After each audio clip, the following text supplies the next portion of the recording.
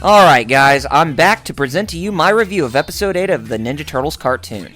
Sorry for the delay as I've been pretty busy during this week, but hey, better late than Xever, right? Wait a minute. Oh yes, that Vigilante and Chris Bradford are back along with Foot Ninja and the introduction of another group of recognizable foes, the Purple Dragons. Where's Hun? Is he not part of the crew? Oh well. With these foes battling the turtles in this episode, what could possibly go wrong? Nothing can go wrong, my friends. This is probably the episode that tops the action by far. Man, the fight choreography between each episode seems to gradually improve and become much better than the last. I better not get ahead of myself, so watch my take on episode 8, Never Say Xever.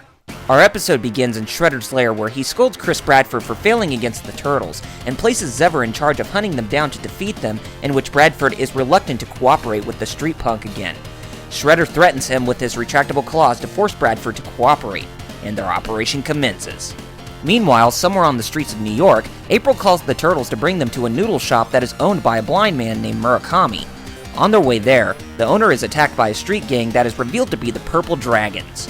Those five break into the shop to take down the criminals and rescue the old man, and Leo shows mercy to the Purple Dragons by letting them go in the end. Raph becomes very estranged about his brother's decision, and Leo begins thinking that it may have been wrong to let them go. However, April brings back Murakami, and the old man treats them to a new dish that is made with ingredients from pizza gyoza, and they love it! So there is something outside of a regular pizza pie that the turtles can chow down on. Incredible! Back at the sewer lair, Leo continues to be scolded by Raph by telling him that the Purple Dragons don't show mercy as fists and feet are their only means of talking. Splinter comes out and tells his son that mercy is what gives one strength, and Raph comes to the understanding of compassion. However, he still insists that Murakami won't be left alone, so Leo orders his brothers to come with him to find the Purple Dragons' hideout and to get them to stay away from the old man. Back at the surface, April plays Undercover to get information on where to find one of the Purple Dragons that will lead the turtles to their hideout. This proves successful, and they follow a member who Leo showed mercy to at their secret place, a fortune cookie factory. What? Do the Purple Dragons hope to read fortunes to give them bad luck against the turtles? It seems that way. Anyway, our heroes in the half-shell break in, and they discover that Bradford and Xever are amongst the street thugs. A huge battle ensues, and this leaves the turtles cornered with the arrival of the Foot Clan. Leo orders him and his brothers to retreat so that they can plan a new strategy. Raphael, being arrogant as he usually is, berates his leader for their retreat, but Leo insists that it was for the best since Bradford and Xever were amongst the enemy's muscle. Splinter informs his sons that Xever may use jerk moves to get his way, but his weasel-like behavior does not make him strong in the inside, meaning that they have to cross the line as he does. At Xever's location, he ridicules his lowly follower for the turtles coming to their hideout, but he learns where they attack the gang, to which the weasel comes up with an insidious plan. Later on, April calls up the turtles to come to Murakami's shop as they learn that he was abducted by Xever and the others. Demanding the turtles to show up and not run away, Leo comes up with a plan to answer back at the criminal. The turtles track down Bradford and they bond him up inside of a trash can, and they take him to the roof of the fortune cookie factory to demand Murakami's freedom.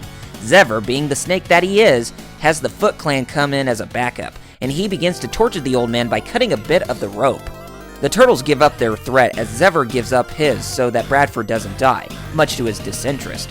A huge battle ensues after that, and the turtles are beaten down once more. Ouch!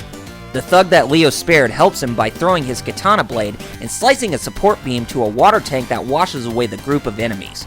Murakami almost falls to his death, but is saved by Mikey in the nick of time. Murakami gives the turtles more pizza gyoza, and he mentions that he knew what they were all this time, and they weren't scary at all as they saved his life. Looks like the turtles have another human friend on the surface besides April. Nice! Back at the sewer lair, Splinter and Leo force Raph to admit that what Leo did only saved them from being totally defeated, while Shredder scolds his disciples by declaring that he will take on the turtles himself. Oh, I smell a cliffhanger coming for the turtles to fight Shredhead, finally, haha! Oh, and that is where episode 8 ends, by the way. All that I can describe in this episode is one phrase: eye candy. How so? Well, there is so much action that would make Michael Bay think twice about handling the upcoming Ninja Turtles reboot, because this is how flashiness is supposed to be handled. I know I keep saying that the action sequences only get much greater than before, and it actually does if you watch it.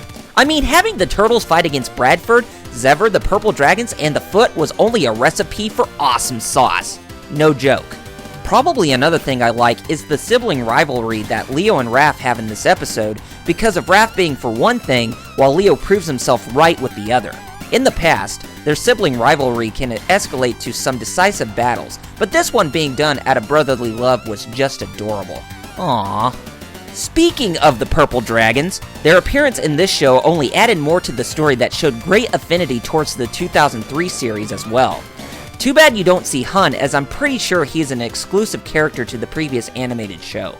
He was an insanely awesome villain, but too bad he met a very bad end. Finally, the one thing I thought also added more to the homage train was when Mikey wanted to get a tattoo of his face on his face when they were near a tattoo shop where the Purple Dragon's hideout was located, and that tattoo was presented as Mikey's head from the 1987 show. Oh, that is so classy! Nickelodeon's respect for both shows just makes me love this show even more. It was an awesome touch if you have seen both the cartoons. Probably the one thing that sort of bugged me, which turns out to be a minor inconvenience, is when April's face is displayed on screen. You can see her right eye is sort of distorted from her left eye, most of the time. Now, of course I know that this can happen to people in real life for them to cringe one eye over the other, but with her doing it way too often is kind of funky and very weird. Oh, and can Mikey be any more dumbfounded than he already is? We know that he isn't as smart as his brothers, and he is a very likable character, but his unorthodox personality sort of becomes overkill this far. Nick, can you save those in shorter spurts and not do that for every episode from now on? It would be very nice. Seriously, it would. Other than that, this episode is glistening with satisfaction that the story and action only grasp me further and further into the show. I give this episode a perfect 10 out of 10. It's on equal par with episode 4 based on the large appeal, and it is one that should not be missed. Well, I hope you enjoyed my review on episode 8, and I'll be back to do another review of the next episode next week. We will take a look at the episode that is called The Gauntlet. It looks like we'll be back with more of the Krang because they are planning on detonating a mutagen bomb over New York City. Oh, they have gone too far, and we can only expect a good outcome at the end. Be sure to rate, favorite, and comment on this video to notify me of your thoughts on this review and episode 8. Also, be sure to subscribe to my channel for more reviews, let's plays, and other goodies coming from yours truly. This is RRPG signing off, and I'll catch you next time. The Shredder is about to strike against the Turtles, so be sure to keep your eyes peeled on their first battle with Chrome Dome soon.